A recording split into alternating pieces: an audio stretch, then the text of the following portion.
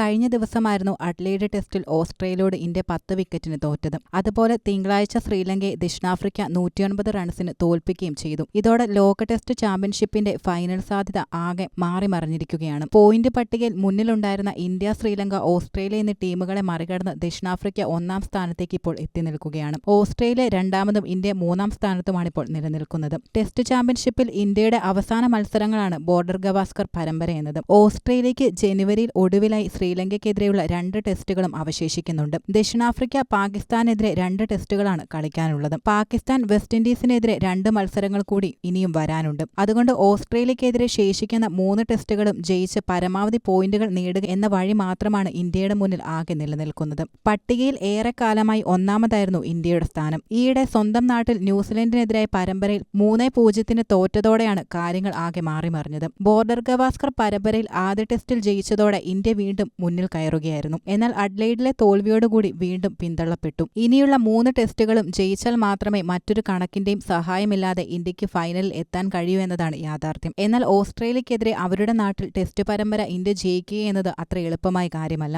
June 11 മുതൽ ലണ്ടനിലാണ് test ചാമ്പ്യൻഷിപ്പിന്റെ final നടക്കുന്നത്. ഇന്ത്യക്കെതിരായ പരമ്പരയിൽ 2-2 സമനിലയിലായാലും ശ്രീലങ്കയ്ക്കെതിരായ പരമ്പര ജയിച്ചാലും ഓസ്ട്രേലിയക്ക് ഫൈനലിൽ എത്താൻ കഴിയും. ഇനി പാകിസ്ഥാനെതിരെ നടക്കാനിരിക്കുന്ന 2 ടെസ്റ്റുകളും ജയിച്ചാൽ ദക്ഷിണാഫ്രിക്കയ്ക്കും ഫൈനലിലെത്താൻ കഴിയും. അഡ്ലെയ്ഡ് ടെസ്റ്റിലെ തോൽവി ഇന്ത്യയുടെ ആത്മവിശ്വാസത്തെ വളരെയധികം ബാധിച്ചിട്ടുണ്ട്. പ്രത്യേകിച്ചും ബാറ്റിംഗിലെ പരിമിതികൾ കാരണം. ടെസ്റ്റിൽ ഭൂരിഭാഗം ബാറ്റിംഗ് ആണ് ഇന്ത്യയുടെ കരുത്തായി നിലനിൽക്കാറുള്ളത്. അത് മുതലെടുക്കുന്ന ബൌളർമാരും എത്തുന്നതോടെ വിജയം വളരെയധികം എളുപ്പമാകും. എന്നാൽ കുറച്ച് നാളുകളായി മുൻനിര ബാറ്റിംഗിൽ ആ രീതിയിലുള്ള കെട്ടുറപ്പില്ല. ഏറെ പരിചയസമ്പന്നരായ വിരാട് കോഹ്ലിയും ക്യാപ്റ്റൻ രോഹിത് ശർമ്മയുമാണിപ്പോൾ വളരെയധികം ആശങ്ക ഉയർത്തുന്നതും. കഴിഞ്ഞ 10 ടെസ്റ്റ് ഇന്നിംഗ്സിലുമായി രോഹിത് നേടിയത് 131 റൺസുകളായിരുന്നു. ഇതിൽ ഒരേയൊരു അർദ്ധ സെഞ്ചുറി മാത്രമാണ് ഉൾപ്പെട്ടിരുന്നത്. ഇതിൽ 6 തവണയും 10 റൺസ് തികയ്ക്കുകയും ചെയ്തിട്ടില്ല. വിരാട് കോഹ്ലി 10 ഇന്നിംഗ്സിൽ നേടിയത് 215 റൺസാണ്. ഇതിൽ പെർത്ത് ടെസ്റ്റിലെ സെഞ്ചുറിയും ന്യൂസിലൻഡിനെതിരായ അർദ്ധ സെഞ്ചുറിയുമാണ് വിരാട് കോഹ്ലി സ്വന്തമാക്കിയത്. 6 തവണ 2 അക്കത്തിലെത്താതെ പുറത്താവുകയും ചെയ്തു.